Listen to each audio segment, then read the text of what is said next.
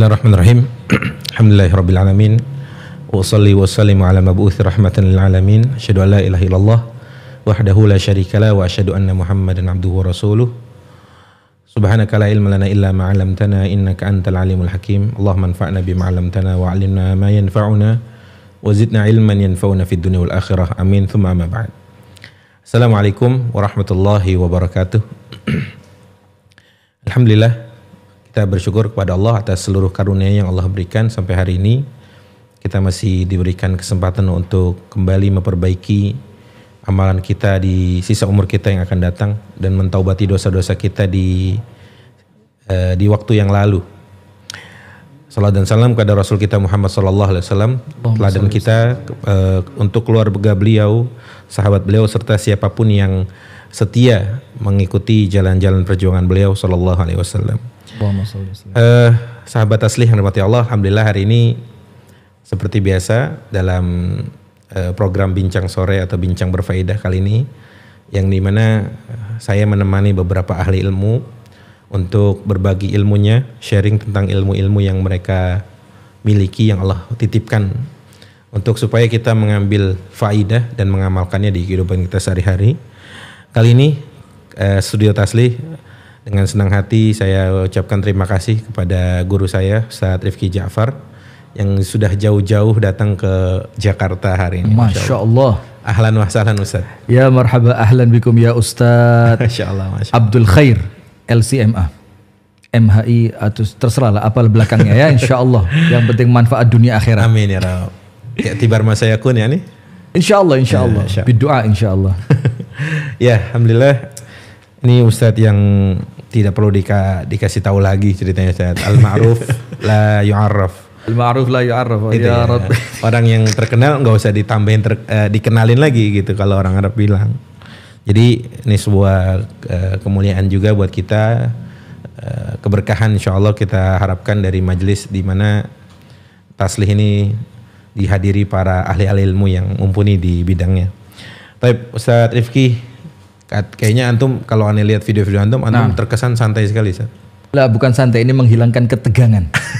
Itu filosofi yang bukan filosofi sih, itu cara menghilangkan tegang. Jadi bercanda aja dulu. Oh gitu. Nanti berikutnya mengalir. Masya Allah. Jadi memang beliau ini terkesan santai, pembawaannya tuh mudah dipahami, ngerti gitu, Ustaz.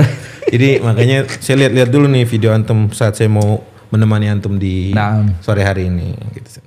Dan beliau teman-teman, beliau biasa membahas tentang bagaimana seharusnya rumah tangga dalam Islam. Masya Allah. Rumah tangga yang diridhoi oleh Allah, rumah tangga yang melahirkan keharmonisan di dalamnya dan lain sebagainya. Pas banget nih Ustaz. Insya Allah. Insya Allah juga yang hari ini sedang ramai kan, dan antum pasti tahu tentang itu. Tapi saya mau berangkat dari sebuah hadis dulu, Ustaz. Tentang apa lah? Antum jelasin dulu, Ustaz. Apa yang sedang ramai? Ya itu? Tentang apapun, tentang permasalahan itu. Jangan dibanting. Bagaimana antum bilang ngalir aja, saya juga ngalir aja nih, Ustaz. Baik, Ustaz. Silakan. Satu hadis tadi. Saya mau berangkat dari satu hadis di mana Nabi SAW bersabda, khairukum khairukum li ahlihi wa ana khairukum li ahli. Jadi ada jaminan dari Nabi bahwa sebaik-baik kalian adalah orang yang paling baik untuk keluarganya. Dan saya, kata Nabi, yang paling baik untuk keluarga saya.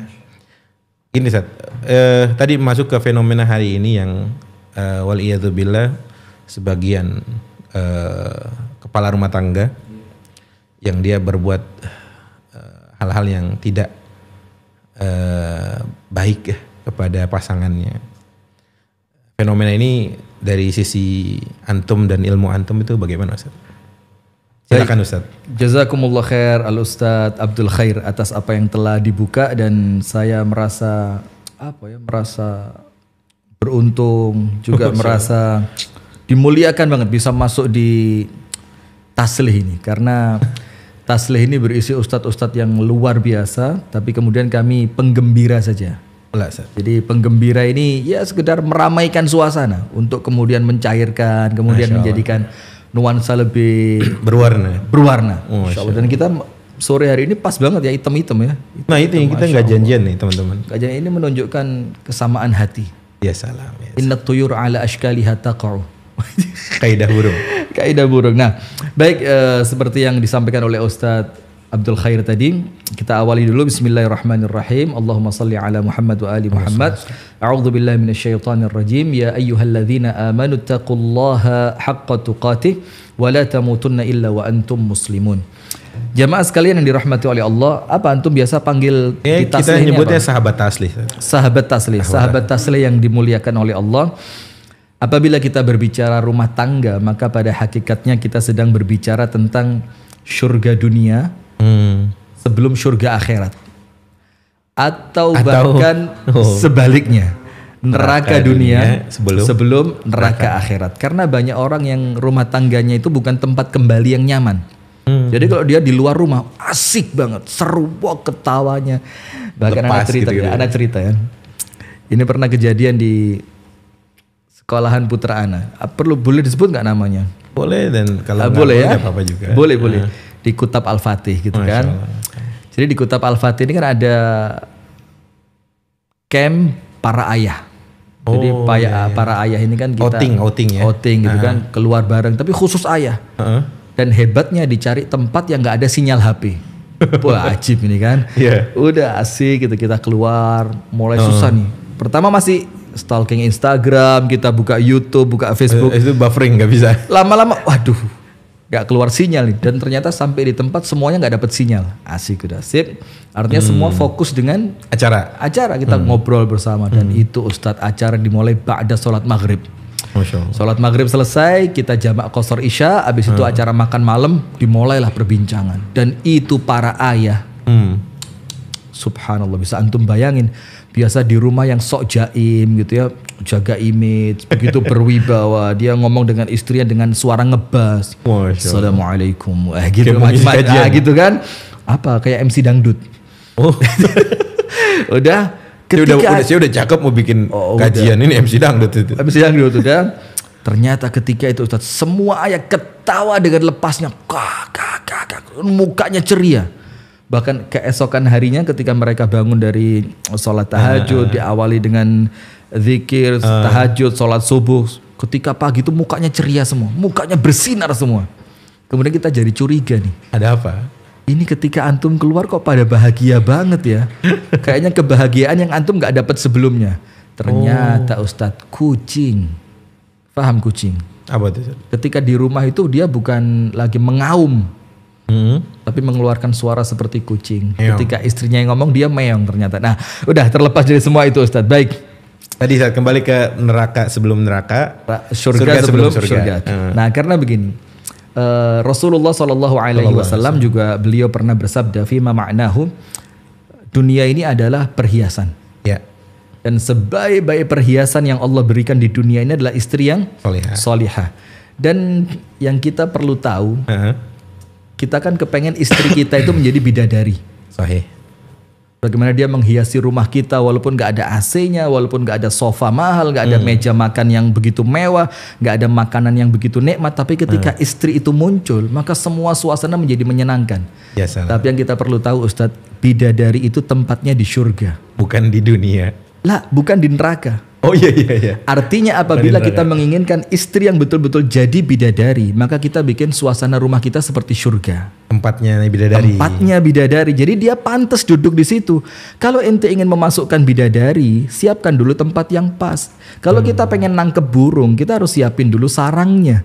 Kalau kita pengen nempatin gajah, maka kita harus punya tempat yang tempat yang cukup luas. Kita mau nangkep macan, kita harus siapin makanan dulu buat macan itu. Nah, maka kalau kita ingin istri kita menjadi bidadari, jadiin dulu rumahmu seperti surga, maka Allah akan masukkan ke dalamnya seorang bidadari. Cakep nih, masuk pertanyaan di sini. Apa itu? Bagaimana caranya jadikan rumah itu laksana surga? Kan banyak nih orang bilang baiti jannati. Itu jargon. Tulisan baiti jannati. Ya tempelan-tempelan apa ya, kayak hiasan dinding. Baiti jannati, rumahku surgaku, tapi ra'san ala aqib. Orang Arab bilang tuh kaki kepala di kaki, terbalik 180 derajat. Nah, itu gimana? Seperti hadis yang antum bacain tadi Ustaz. Jadi kebahagiaan rumah tangga itu tidak diawali oleh seorang istri lah, tapi harus diawali dari seorang suami. Maka Rasulullah SAW bersabda yang artinya Orang yang terbaik di antara kalian adalah orang yang terbaik kepada Keluarganya, istrinya. istrinya. Karena istri itu adalah feedback aja dari keadaan suami. Oh gitu. Apabila kita menginginkan istri yang senantiasa tersenyum, Kita harus, maka suami harus menjadikan istri terus tersenyum. kita yang senyum duluan. Kita yang senyum duluan. Ketika seorang suami menginginkan istri yang penuh pengorbanan untuk rumah tangganya, maka seorang suami tunjukin pengorbananmu untuk istri dan anak-anakmu. Dan itulah yang kemudian kembali dari ayat Al-Quran, hal jazaul ihsan ilal ihsan. Bukankah balasan kebaikan itu adalah kebaikan yang serupa? Dan ini kemudian apabila kita berbicara tentang, aduh saya kok jadi serius gini ya? Bawa antum sih Ustaz. Enggak. Bawa antum Ustaz. Gini, dalam ilmu tafsir itu kan dikatakan al-ibratu bi umumil lafz la bi khususis sabab. Jadi pelajaran dari Al-Quran yang kita ambil itu dengan keumuman maknanya. Bukan dari sebab-sebab yang membuat khusus. Asbabun nuzul yang khusus. Oh ya. Maka contohnya begini, hal jazaul ihsan ilal ihsan. Bukankah balasan kebaikan itu adalah kebaikan yang serupa? Maka apabila kita menginginkan mendapatkan balasan yang baik dari istri kita, kita awali dengan apa? Kita dulu yang baik. Nah, maka salah satu juga yang kita pelajari dari kitab-kitab para ulama zaman dahulu, apabila engkau ingin memperbaiki hubunganmu dengan manusia, awali memperbaiki hubunganmu dengan Allah. Nah, maka artinya ada dua sisi di sini Ustaz. Sisi yang pertama antara kita dengan sesama manusia, istri dan anak-anak kita. Sisi yang kedua antara kita pribadi dengan Allah Subhanahu wa Ta'ala. Maka ketakwaan itulah modal utama yang bisa menjadikan rumah tangga kita itu ibarat surga. Jadi takwa bukan ini keren. Bukan apa namanya, beli barang-barang buat tas istri. Herpes. Ya, saya nggak tahu apa judulnya itu. Saya nggak tahu dah tuh. Mau Herpes apa varises, saya nggak tahu. Tapi tadi pertanyaan, berarti semua kebahagiaan itu bukan ini ya, bukan tadi dibelikan materi ya, atau ya materi dengan segala turunannya tadi. Berarti ternyata pun dimulai dari suami. Tadi yang bilang mulai dari suami. Suami itu harus hubungannya bagus. Pertama hablum minallahnya. Dia ke apa? Kalau ke atas tuh vertikal ya. Vertikal. Kalau ke bawah horizontal. Sehingga tadi maka muncullah vertizon. Vertikal dan horizontal. Kirain vertigo. Lah, bagus. Antum udah mulai ngimbangin ya. Baik. Kemudian kan antum bilang biar cair, Sat. Iya, biar cair. Jangan tegang lah. Nah, Sat, apa itu selalu dituntut suami, Sat? Sedangkan di saat yang hadis yang sama, hadis yang sama, tolong dikoreksi, Sat, kalau saya salah. Kata Nabi kan kepada para istri ya, kepada para wanita. Biar kita nih dari cover both side ya. Kata Nabi begini. Huwa jannatuki au naruki. Kata Nabi kan, lihatlah kamu berada di sisi yang mana. Berarti kan tuh lebih jelas malah dari konteks tadi perbahasan surga sebelum surga, neraka sebelum neraka. Gimana, Sat? Baik, saya mewakili para suami nih. Boleh. Jadi begini. Ayat Al-Qur'annya kan mengatakan begini, a'udzubillahi minasyaitonirrajim, wa min ayatihi an khalaqalakum min anfusikum azwaja litaskunu ilaiha. Fiilnya di sini Ustadz, fiilnya suami, litaskunu. Suami ya yang suami. Yang ilaiha. Yang objeknya baru. Yang dikasih PR siapa di situ? Suami, litaskunu, supaya kamu bisa mencari ketenangan pada istrimu tersebut. Sehingga istri itu objek aja. Ya, objek. Istri itu objek aja. Bagaimana sehingga suami ini bisa menciptakan bagaimana istriku menjadi objek yang akan senantiasa tersenyum kepadaku. Nah, maka jelas sekali Allah mengatakan, pemirsa, jadi saya belain istri ya. Antum nanti siap-siap diserang aja ya sama para istri ya. Maka di sini dikatakan oleh Allah Ta'ala di dalam firman-Nya, litaskunu ilaiha. Damai, tenang. Supaya damai, tenang. Siapa di situ? Suami. Artinya suami itu adalah subjek yang dia harus bekerja bagaimana dia mendapatkan kedamaian dari istri sebagai objek. Nah, dan kemudian hadis yang antum baca tadi, para istri, ingat loh ya, suamimu ini bisa jadi dia jalan surgamu atau nerakamu, dan bisa jadi dia jalan nerakamu. Iya. Artinya ketika istri taat kepada suami, maka ketaatan itu akan mengantarkan dia masuk surga. Dan apabila seorang istri itu seperti yang antum pengen bahas tadi, nusyus, melakukan pembangkangan, maka suaminya justru menjadi jalan nerakanya. Tapi ingat, Rasulullah juga menceritakan suami mana yang harus ditaati dan suami mana yang kemudian tidak perlu ditaati. Nah, maka dari sini kullukum ra'in wa kullukum mas'ulun an ra'iyati. Seorang suami itu adalah betul-betul penanggung jawab di dalam rumahnya. Dia nahkoda. Dan nahkoda itu dia ngerti kompas. Ke arah mana. Dia ngerti bagaimana badai. Dia ngerti kapasitas perahunya. Maka saya punya istilah keren, Ustaz. Apa tuh, Ustaz? Boleh nggak disebut? Tonton. Nanti jangan-jangan antum potong lagi. Percuma ngomong antum skip ntar ya. Tolong jadi potong ya. Mana Syekh Faldi? Tolong ya. Jadi potong. Sip. Begini. Nahkoda itu, dia lihat perahunya ketika mampu ditumpangi 4 penumpang, dia naikkan 4 orang penumpang. Ketika dia tahu perahunya untuk 4 orang penumpang, dia naikkan cuma 1. Man kana lahu fadlu dhahrin faly'ud bihi ala man la dhahra lahu. Barang siapa punya sisa tumpangan, hendaknya dia menumpangkan orang lain pada kendaraannya, kan begitu. Antum paham maksud ana ya? Saya tahu, Ustaz. Arahnya mau kemana saya tahu. Arahnya paham. Saya tahu ini mau kemana. Ketika perahu itu memang bisa antum masukkan di dalam perahu antum penumpang yang lain untuk diarahkan pada kompas surga yang sama. Kenapa surganya ngajak cuma 1 orang?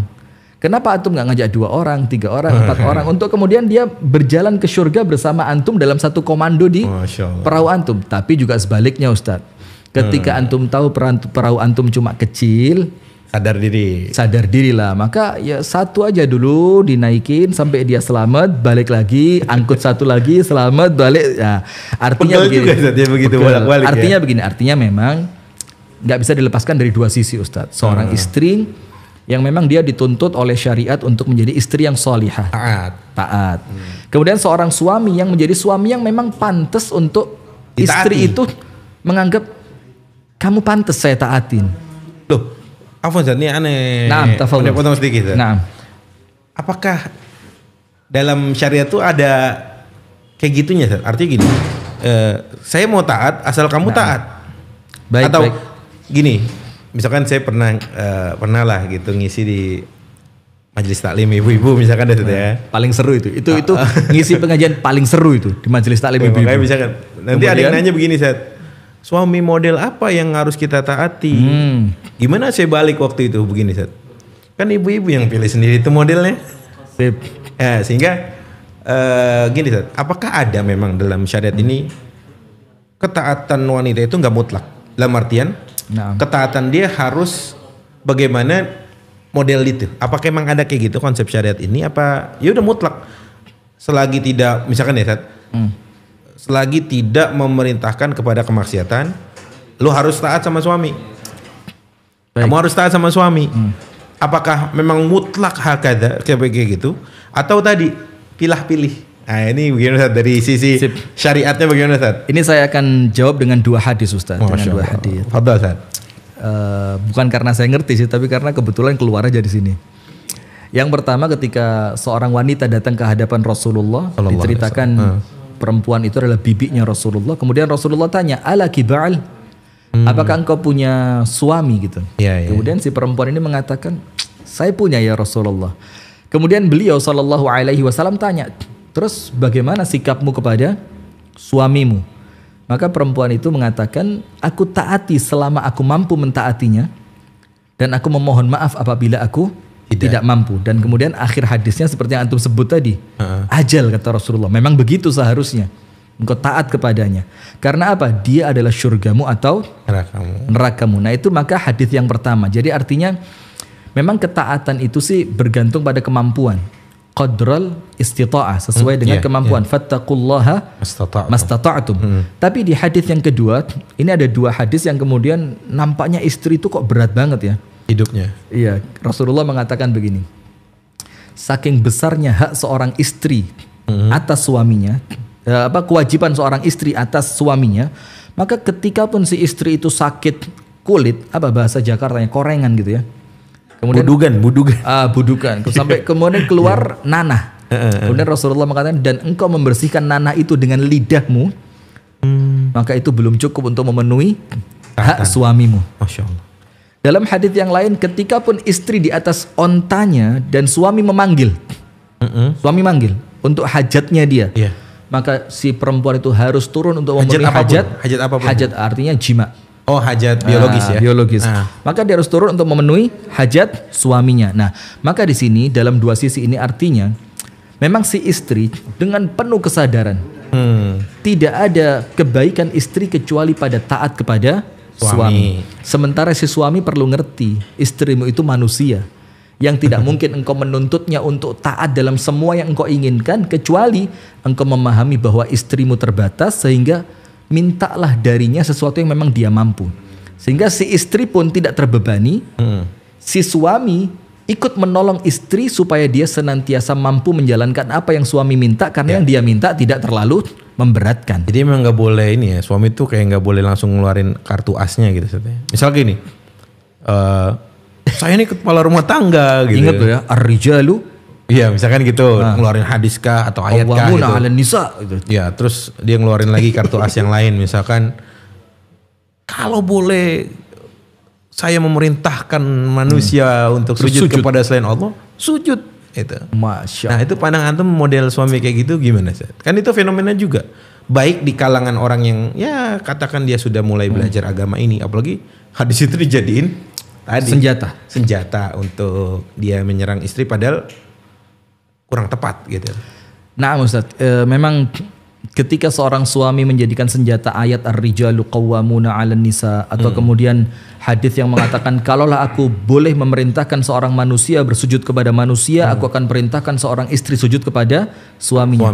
Ketika ayat dan hadis itu digunakan untuk senjata, itu justru menunjukkan dia tidak faqih dalam agama. Tarik. Iya ya, dia tidak dia sedang menunjukkan kebodohannya tentang agama. Karena makna qawwama, ar-rijalu qawwamuna 'alan nisa, kemudian makna kepemimpinan di dalam rumah tangga itu bukan sekedar tegas, marah, Diktator, emosional, diktator, perintah kanan, perintah kiri, tapi menempatkan qawwamah pas pada tempatnya. Ketika istri marah, qawwamahnya suami itu justru dengan bersabar. Dengan bersabar, sebagaimana Rasulullah SAW itu kan contoh qawwamah yang paling sempurna. Ketika ibunda Aisyah rafi'atun sautiha indan Nabi ngangkat suara di hadapan Rasulullah, Rasulullah menunjukkan bagaimana qawwamah saat itu. Rasulullah diam, bukan dibalas. Maka qawwamah itu bukan cuma marah, tapi ketika engkau diam, itulah makna qawwamah dalam satu sisi yang lain. Sabar. Contoh yang lain ketika ibunda Aisyah cemburu radhiyallahu taala anha. Kemudian Rasulullah mencukupkan kejadian itu dengan satu kalimat singkat, tapi itu menjadikan suasana langsung kelar, nggak ada konflik setelah itu. Rasulullah dihadapkan pada dua masalah besar, Ustaz. Yang pertama kemarahan, kecemburuan istrinya. Yang kedua kecemburuan itu di hadapan para sahabat, di mana Rasulullah ingin menunjukkan aku suami di hadapan istriku, dan Rasulullah menunjukkan kepada para sahabat ini sikap seorang nabi ketika menghadapi istrinya sedang cemburu. Maka Rasulullah menyelesaikan dengan satu kalimat singkat, gharat ummukum, ibunda kalian sedang cemburu. Selesai. Dan di situ Rasulullah memberikan makna yang sangat luas. Nomor satu, cemburu untuk perempuan biasa. Artinya tabi'i ya. Tabiatnya perempuan. Yang kedua, menyelesaikannya bukan dengan kemarahan. Artinya juga ada cemburu yang perlu direspon, ada cemburu yang nggak perlu direspon. Tentu kan nggak semua kecemburuan kita biarin kan. Ada kecemburuan yang perlu kita beri penjelasan, seperti istri kita ketika kita pengajian di hadapan para ibu-ibu yang ya syar'un genitun, udah syar'i tapi masih genit. Kayak gimana bentukannya? Ya begini, pakaian udah syar'i nih. Pakaian udah syar'i, bahkan sebagian masih udah pakai ngajak cadar. selfie antum apa gimana dengan? Tapi kata-katanya itu, Ustadz, kalau ada peluang saya juga siap loh. Peluang dakwah maksudnya? Ya peluang mengisi kekosongan. Oh tadi mau slot naik sampan kosong juga. Nah, itu kan antum kategorikan genit? Bisa jadi. Bukankah dulu di zaman Nabi juga banyak yang menawarkan diri kayak gitu? Memberikan susu gitu ya, segelas susu di hadapan Rasulullah yang itu mengartikan saya siap gitu ya. Iya. Itu pembahasan yang lain. Itu panjang ya. Ini istri Ana nampaknya dia masuk kolom komentar ini. Oh gitu. Tolong jangan mulai katanya. Dipantau. Lagi dipantau. Sip. Ana lanjutin dulu Ustaz ya. Ana lanjutin. Jadi dari satu kalimat gharat ummukum, ibunda kalian sedang cemburu, itu Rasulullah mengajarkan bahwa untuk istri yang sedang cemburu itu tabiatnya. Yang kedua, bagaimana menghadapi istri yang sedang cemburu tidak perlu dihadapi dengan kemarahan. Kemudian yang ketiga, Rasulullah juga menunjukkan di hadapan para tamunya, ketika istrimu sedang mempermalukan dirimu dalam tanda kutip, di hadapan orang lain, bukan kemudian engkau permalukan dia di hadapan teman-temanmu, mempermalukan balik. Dasar perempuan. Ya, dia memang begitu itu bawaannya. Gitu tuh, bawaan lahir. Dari orok.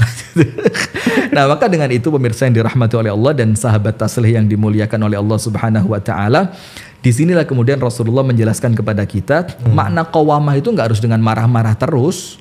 Makna qawamah itu nggak harus senantiasa suami yang memerintah. Tapi kemudian bagaimana ketika Rasulullah melayani istrinya? Ketika Ibunda Aisyah ditanya, apa sih yang Rasul lakukan ketika Rasulullah di rumahmu? Jahit pakaiannya, benerin sendal, dia potong dagingnya. Yang secara inti, yakhdimu ahlahu. Rasulullah itu melayani. Gak jaim, melayani keluarganya, istri dan keluarganya. Maka di sini menunjukkan makna qawamah itu juga ada melayani juga. Jadi nggak harus senantiasa dilayani. Maka ketika ada suami yang menjadikan ayat ar-rijalu qawwamuna 'alan nisa, itu tolong lanjutin dong.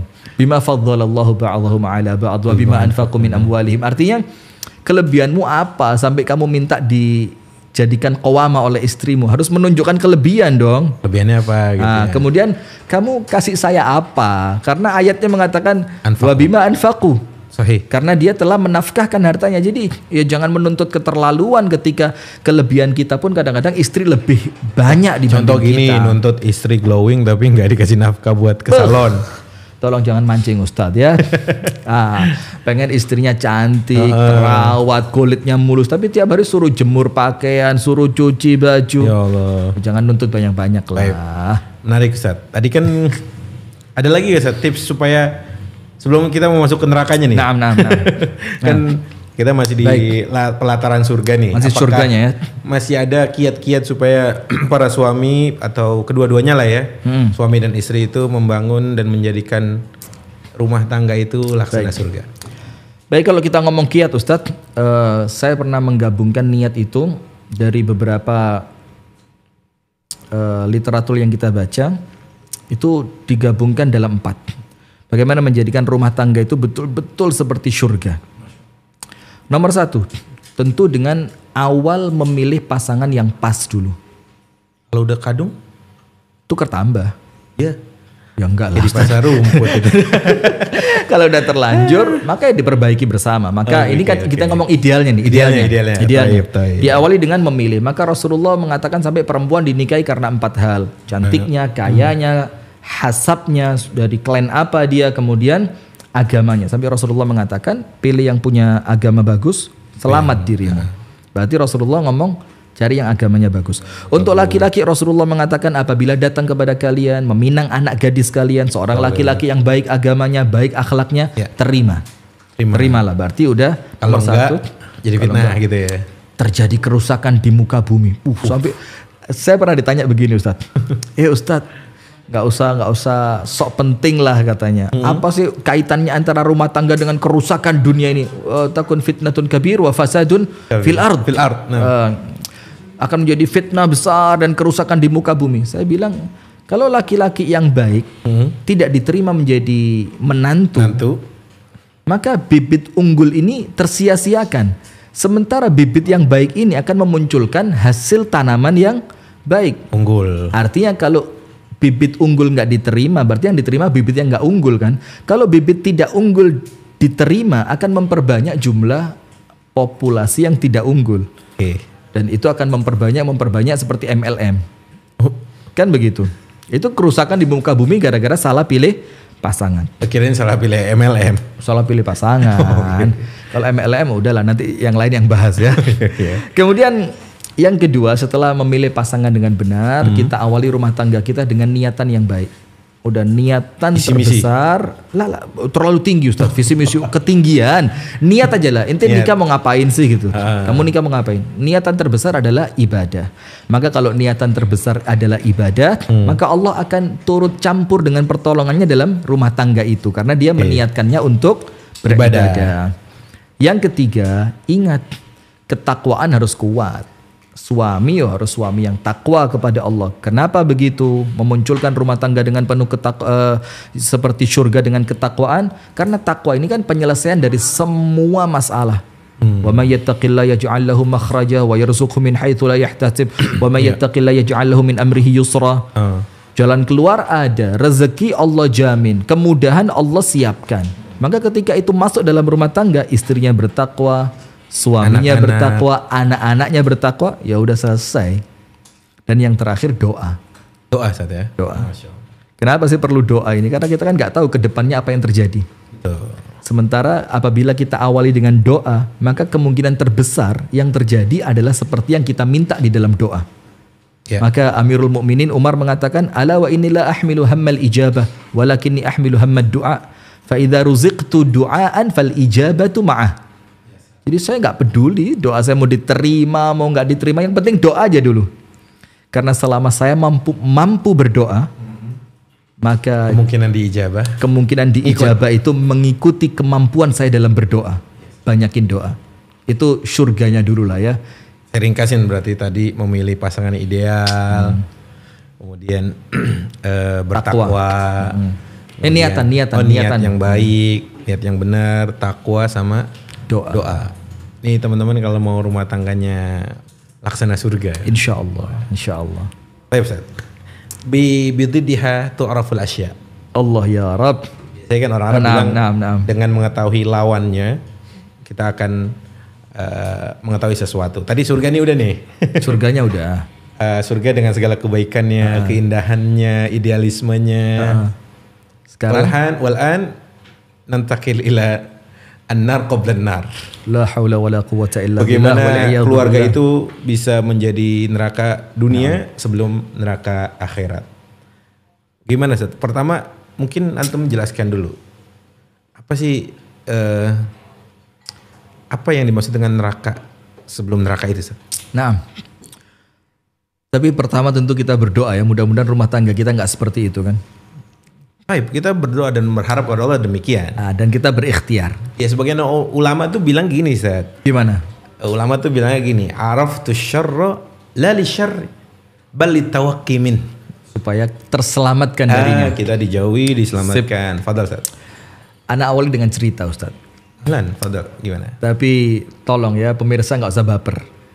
Mau baper mau nggak urusan mereka. Wabil khusus zauja ya, zaujati bas isma'i. La taktubi ayya syai'. La taktubi ayya syai'. Okay. Ada seorang laki-laki dan ini kisah nyata Ustaz, kisah nyata. Antum lah sebutlah gitu. La. Bukan antum. Fi wahid ada satu orang itu dan ini kisah nyata. Yang ini cerita ini mutadawil baina al-ashkhas yani banyak orang udah ceritain ini dan pelakunya memang maujud yani ada orangnya. Ada satu orang Ustadz punya istri 2. Dan memang orangnya kaya. Perahunya udah kuat udah. Yang satu di ujung gang sebelah sini, yang satu di ujung gang sebelah sini. Walhasil di satu gang. Rumah istrinya. Rumah kedua istrinya ya. Naam. Ujung sebelah sini dan sebelah sini. Dan dia pindah dari istri pertama menuju rumah istri kedua. Itu jamnya gak pernah bleset sama sekali. Pas jam 8 pagi. Jam 8 pagi. Dengan berjalan penuh wibawa laki-laki itu pakai tongkat dan tongkatnya itu payung. Dia jalan dengan tenang dia pindah dari rumah istri pertama menuju istri kedua. Besok pagi dari rumah istri kedua menuju istri pertama pas percis jam 8. Kemudian jadi bahan omongan laki-laki yang banyak duduk-duduk nongkrong minum kopi ketika dilewati bapak tadi bilang, "Wallah ma as'ad illa am sa'idadah." Tidak ada orang yang lebih bahagia kecuali orang ini. Orang ini. Saya keceplosan lagi. Tidak ada yang lebih bahagia kecuali orang ini katanya. La yasma'ahad insyaallah. Allahumma amin. Udah fulus ada. Istri 2, rumahnya nggak jauh. Sehat badan, masya Allah kan tiap hari perginya nggak jauh-jauh aja, pindah dari sana ke sana, dari sana. Indah banget kayaknya hidup ya. Indah banget gitu kan. Yang ngelihat kan ngelihatnya begitu. Udah, maka orang ini denger, dia jadi bahan omongan. Dia balik mundur lagi, tek. Kalian ngomong apa barusan? Kita ngomong, Pak, nggak ada orang yang hidupnya lebih indah dibanding antum. Fulus, ada. sehat ada, istri dua, rumahnya nggak berjauhan, masya Allah nggak pernah ada masalah. Antum tahu? Ana setiap jam 8 pagi ini pindah dari mana ke mana? Antaqil min jahannam ila jahannam. Innalillahi wa inna ilaihi raji'un. Saya sedang pindah dari satu neraka. Itu kalimat dia. Kalimat nafsal kalimah ya ini mau ghayyir ayy syai. Saya pindah dari satu neraka pindah ke neraka yang lain. Innalillahi. Kenapa saya ngomong begitu katanya? Supaya kalian tahu nggak seindah yang kalian lihat. Nah, udah sekarang kita jelasin nerakanya apa sih? Oke. Kita udah selesai dari cerita itu ya. Berangkat dari kisah nih, kita ambil Berangkat ibrohnya. dari kisah itu. Jadi nggak selalu apa yang kita lihat itu seperti kenyataannya. Kadang-kadang kita melihat orang dari zahirnya nampak enak ya jadi ustadz. Pindah ke sana, pindah ke sementara ustadz bilang enak ya jadi jamaah, tinggal dengerin, tinggal tanya ya. Maka artinya kalau orang Inggris itu bilang sawang sinawang. Inggris sebelah mana itu? Inggris kampung Inggris di Pari. Oh, Pari. Belah mana? Belah kulon atau belah Antum tahu nggak sawang sinawang? Apa ya? Saya Anak pernah ngelihat dengar hidup antum kayaknya enak banget.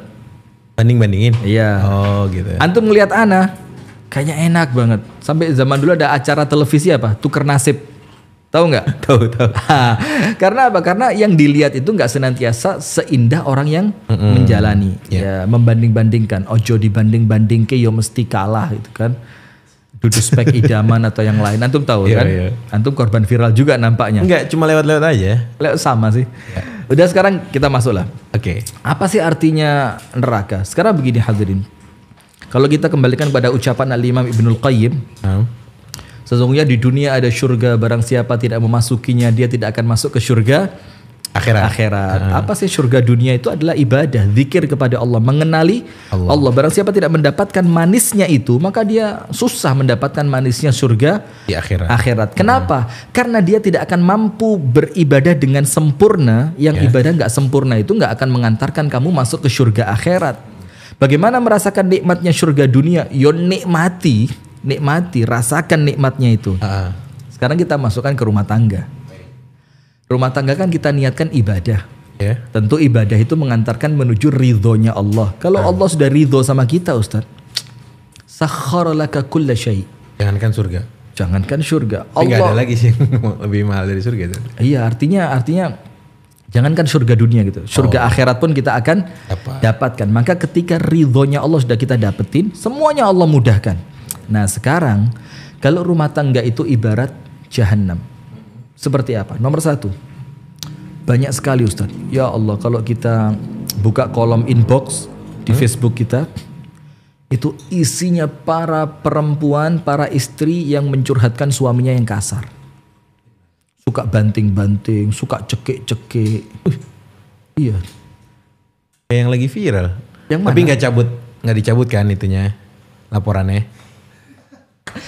Ya laporan apa sih nggak tahu. Iya. Karena kemarin pengajian di Malang Ustadz, anak pancing ibu-ibu. Ibu-ibu kecewa nggak setelah dengar berita laporannya dicabut?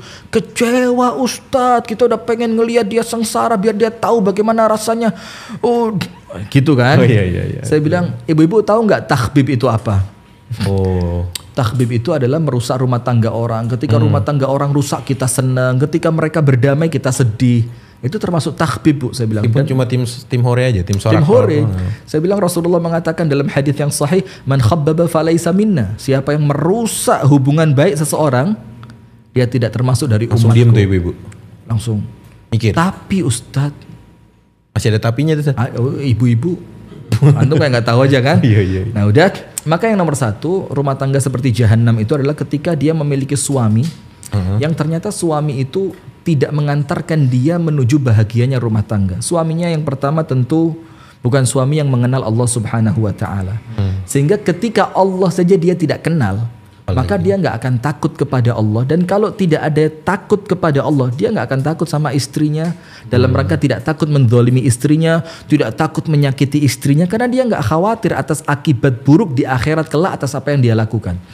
Kalau sudah istri nggak takut sama Allah, Ustadz. Kalau suami.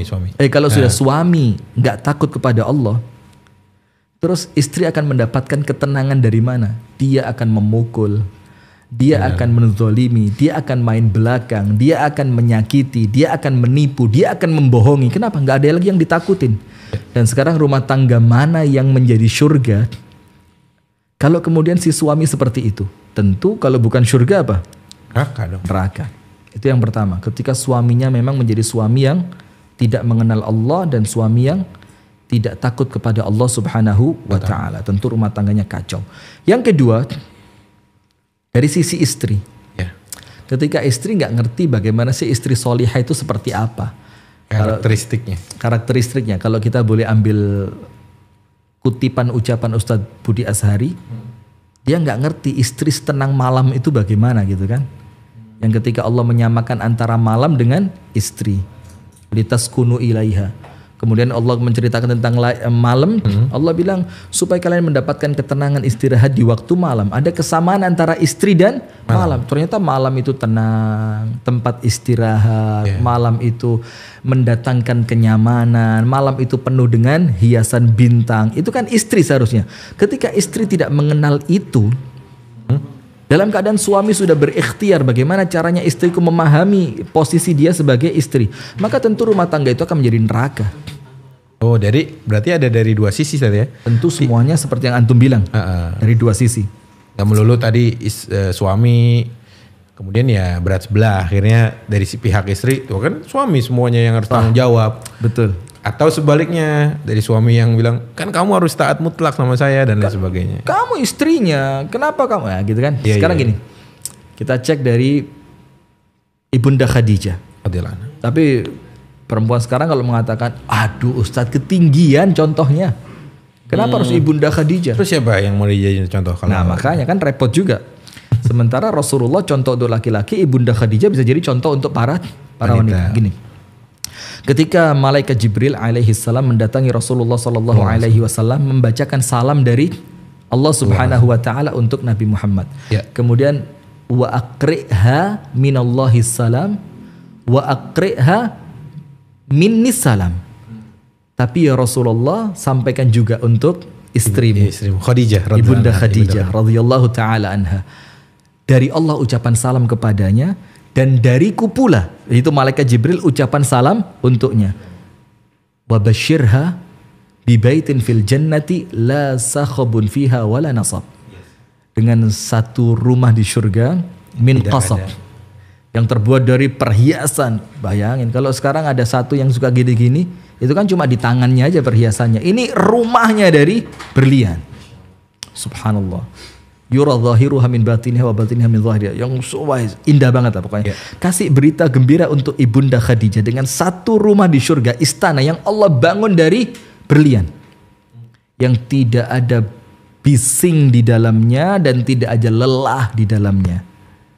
Kemudian ditafsirkan oleh para ulama, al-jaza'u min jinsil amal. Balasan itu karena amalannya kan sesuai dengan amalannya. Kenapa Ibunda Khadijah mendapatkan rumah yang tidak ada kebisingan? Karena dia menjaga rumah Rasulullah 25 tahun, tidak pernah ada cekcok sedikit pun. Tidak pernah teriak di hadapan Rasulullah Sallallahu Alaihi Wasallam. Dibandingkan, mohon maaf pemirsa, bukan kemudian kita menjelek-jelekkan, tapi semuanya tentu dengan hikmah dan kebaikan. Ibunda Aisyah yang sempat rafi'ah, mengangkat suaranya di hadapan Nabi besar Muhammad Sallallahu Alaihi Wasallam. Ibunda Khadijah 25 tahun. Terus Ibunda Khadijah cemburu Ibunda Aisyah. Banget sampai dia mengatakan perempuan yang tidak pernah aku melihatnya tapi aku paling cemburu kepadanya kan begitu. Karena Rasulullah tidak pernah berhenti menyebut namanya Khadijah, tetangganya Khadijah, temannya Khadijah, suaranya seperti suara Khadijah. Ternyata memang perjuangannya berat Ustadz. Apa dikatakan? La sakhabun fiha, yang di dalam istananya Khadijah nanti di surga tidak ada teriakan sama sekali, tidak ada kebisingan. Ternyata karena Ibunda Khadijah menjaga rumah Rasulullah tidak pernah ada kebisingan di sana. Artinya kebisingan istri di rumah itu jahanam. Dari mana? Sebagian orang mengatakan itu wajar. Karena gitu. Ya makanya saya tanya nih sama antum. Antum lanjutin dulu. Makanya, itu kan wajar karena biasalah, wanita itu punya gitu kan? Harus dikeluarkan sekian ribu kalimat dan sebagainya. Itu berarti nggak sesuai sunnah. Kalau nggak cerewet sama kamu, saya mau cerewet sama siapa? Gitu. Ada yang ngomong gitu juga. Kalau pembenaran. Kalau saya nggak cerewet sama kamu, mau saya tulis di medsos. Ngancem. Kalau saya nggak cerewet sama kamu, mau saya pasang di status. Ngancem lagi. Wah, ngancem banget. Padahal terkadang kecerewetan istri itu tidak senantiasa seperti yang disampaikan oleh Ustadz Salim Afillah. Saya sering ini ngomong tentang ini, dan saya kalau ketemu Ustadz Salim mesti ngomong, Ustadz Salim mohon maaf ya, ceramah antum ana bikin beberapa sanggahan, oh nggak apa Ustadz, bebas saja kata beliau gitu kan. Kalau Ustadz Salim kan bilang istri yang cerewet itu baik untuk anak-anaknya, sehingga anak-anak memiliki perbendaharaan kata yang semakin luas gitu ya. Kalau istri nggak cerewet, anak nggak pinter ngomong, anak nggak akan mendapatkan ibu yang ceria di hadapannya. Positif lah ini, padahal positif ya. Itu diambil positifnya. Padahal Ibunda Khadijah saja Rasulullah mengatakan tidak pernah membuat kegaduhan di rumah An-Nabi SAW. Terus bagaimana Rasulullah itu menampung curhatan istri ketika hendak tidur? Lotok. Itu kan perbincangan di atas bantal gitu kan. Tapi konotasinya yang positif tentunya ya. Pilotok biasa. Iya, itu bahasanya sekarang Ustadz ya. Nah, maka bahasa orang Romangun. Betawi sono. Ya Allah, antum lama di Romangun Ustadz ya? Ya, ari-ariannya dikubur di sono. Udah, maka Rasulullah mewadahi itu. Kan istri perlu ngobrol nih, istri perlu cerita nih. Contohnya apa? Ibunda Aisyah menceritakan 11 rumah tangga. Antum tahu kan hadisnya itu? Dan itu kita baca hadisnya aja untuk diterjemahkan kepada jamaah setengah jam nggak selesai. Apalagi Ibunda Aisyah menceritakan itu dengan intonasinya, tentu dengan body language-nya, tentu. Itu beliau dengarkan ketika sebelum tidur ya? Nah, jadi perbincangan Ibunda Aisyah bersama Rasulullah. Maka Rasulullah itu menjelang tidur, itu Rasulullah menanyakan dulu kepada istrinya, ada cerita apa hari ini? Kalau kita bahasakan mungkin begitu ya. Sehingga istri itu sudah selesai. Karena kalau ditunda besok Ustadz, itu ceritanya udah judulnya beda udah. Bisa jadi marah-marah. Bisa jadi yang harusnya mau cerita doang jadi marah. Maka yang pertama pemirsa yang dirahmati oleh Allah, sahabat taslih yang dirahmati oleh Allah, apa sih kebisingan jahanam di rumah tangga kita itu, neraka sebelum neraka nanti, itu ketika istri kita adalah menjadi pembisik yang tidak menyenangkan. Istri kita menjadi aura negatif di dalam rumah tangga kita. Kemudian yang kedua apa? Istri yang tentu tidak mendukung suami di dalam ketaatannya kepada Allah. Contohnya begini Ustaz. Apabila seorang istri itu memiliki suami yang seperti antum beginilah, penggerak di dunia dakwah gitu ya, maka tentu dia harus menyesuaikan. Maka disebutkan di dalam hadis, khairu nisa'in raqibnal ibil nisa'u Quraisy. Perempuan terbaik itu kan perempuan Quraisy. Tapi bukan karena sukunya, karena sifatnya. Karena sifat, artinya perempuan Rawamangun pun, Ana orang Sukabumi. Perempuan Sukabumi pun, mana lagi? Pindah lagi? Enggak, itu aja. Cukup ya. Itu dulu. Perempuan dimanapun lah, mau di Jawa, di Sumatera, di seluruh dunia, ketika memiliki dua sifat ini maka dia menjadi perempuan terbaik. Yang pertama, dia adalah perempuan yang paling perhatian urusan anak. Ahnahu ala tifl. Kepada anak itu lembut banget. Kasih sayang, ngerawat, telaten. Yang kedua, wa ar'ahu ala zaujin dzatu yadih. Dia paling pengertian kepada suami. Pengertian maksudnya apa Ustaz? Ya lihatlah kalau suaminya mulai genit-genit, ya ngerti dong. Itu antum pahami Ustaz. Lah. Antum jangan mancing ya. Pengertiannya begini. Apa sih arti istri yang begitu memahami keadaan suami, pengertian kepada suami? Itu lihat suamimu siapa. Maka sesuaikan permintaanmu kepadanya. Maksudnya begini, ketika memang suami Allah takdirkan banyak di luar rumah, jadilah istri yang memahami itu. Karena ketika istri tidak memahami, maka rumah tangga itu akan menjadi neraka. Kamu kok begini? Kamu kok gak perhatian sama saya? Kamu kok gak meluangkan waktu untuk saya? Kamu anggap saya apa? Padahal seharusnya si istri ini dia betul-betul faham keadaan suami. Nah itu neraka. Neraka yang ketiga Ustadz, mohon maaf ya, ini terakhir untuk nerakanya, adalah turut campurnya orang-orang di dalam rumah tangga yang itu merupakan istana kita. Rumah tangga itu kan istana kita nih. Kita yang pegang keputusan. Istri pelaksana. Dan dia bebas untuk melakukan apapun di istananya. Nah, tapi ketika rumah tangga itu masuk orang ketiga, banyak orang ketiga ini nggak harus senantiasa mertua kan, nggak harus senantiasa orang tua kan. Orang ketiga itu ya boleh jadi omongan tetangga, itu masuk ke dalam rumah tangga itu. Tukang sayur. Apa yang dia lihat di dalam medsos, dia pengen itu ada di rumah tangganya dia. Itu kan apa ya, faktor luar yang mempengaruhi rumah tangga. Ketika faktor luar itu tidak dijaga dengan baik Ustadz, maka itu akan merusak keutuhan rumah tangga. Maka neraka sebelum neraka. Wallahu ta'ala a'lam bissawab. Apalagi selain itu? Sebenarnya masih banyak saat. Masih banyak. Karena al-waktu yuzahimun. Allahu akbar. Waktu ini rasanya pendek sekali kalau bicara. Antum tahu nggak? Ada yang nulis gini, surga yang tak dirindukan. Ya, siapa yang nggak rindu surga, Sat? Ini ada yang nulis nih. Biarlah. Biarin ya. Mahesa Jenar. Surga yang tak dirindukan katanya. Biarlah. Saya mah bagian orang yang merindukan surga. Saya juga Ustadz. Baik, bareng kita. Dunia akhirat insya Allah surga. Inilah. Allahumma amin. Allahumma amin. Baik. Jazakumullah khair Ustadz. Mohon maaf ya ngelantur. Jazakumullah khair Ustadz Rifki ini. Masya Allah fawaidnya banyak sekali. Saya banyak belajar nih dari hadis-hadis yang beliau kutip. Bahkan memaknai hadis dari sudut pandang yang mungkin saya belum pernah baca sama sekali. Masya Allah. Ikhtiraan jadid. Enggak khayalat ya, ini khayalat. Enggak, mungkin saya lihat kemudian tiba-tiba antum bisa memahami dari Masya Allah. sisi lain gitu. Lewat-lewat aja gitu. Beda lah antum sama saya artinya. Masya Allah ya Rabb. Antum saat baca mungkin yaqif kemudian yatadabbar wa yata'ammaq fi hadzal maqal. Sahabat Taslih yang dirahmati Allah, alhamdulillah. Tadi kita banyak belajar tentang bagaimana Nabi SAW berperilaku kepada istrinya. Kemudian tadi beliau juga saat Rifki menjelaskan ada surga sebelum surga, ada neraka sebelum neraka yang tadi teksnya disebutkan. Bahkan Nabi juga mengatakan kepada para istri. Dan tadi Masya Allah beliau membahas dari dua sisi. Lagi-lagi tidak memenangkan para suami dan tidak memenangkan para istri. Karena masing-masing punya tanggung jawab dan hak yang harus dilakukan di rumah tangga masing-masing. Walahunna mithlul ladzi alaihinna bil ma'ruf. Ya, itulah.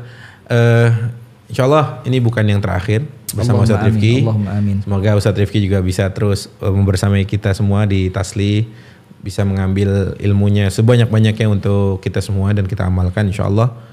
Dan jazakumullah khair sekali lagi Ustaz Rifki. Wa iyyakum ya Ustaz, tasyarrafna bi da'watikum. Allah berkahi antum, keluarga antum, harta antum. Allahumma amin. Semua yang antum lakukan hari ini. Allahumma amin wa iyyakum fit taslih juga insyaallah semuanya begitu. Akhir kata saya Abdul Khair, teman-teman, mohon maaf atas segala kesalahan, salah berucap, salah bertindak, dan insyaallah kita bertemu lagi di Bincang Sore Berfaedah di lain kesempatan dengan para ahli ilmu yang lain yang insya Allah akan terus memberikan manfaatnya kepada kita semua. Kita tutup dengan kafaratul majlis. Subhanakallahumma wa bihamdik asyhadu an la ilaha illa anta astaghfiruka wa atubu ilaik. Wassalamualaikum warahmatullahi wabarakatuh. Waalaikumsalam warahmatullahi wabarakatuh. Yakumullah Ustaz Rifki. Allah yakhlikum ya Ustaz. Wallah mohon maaf ini ngelantur ada. Masya Allah.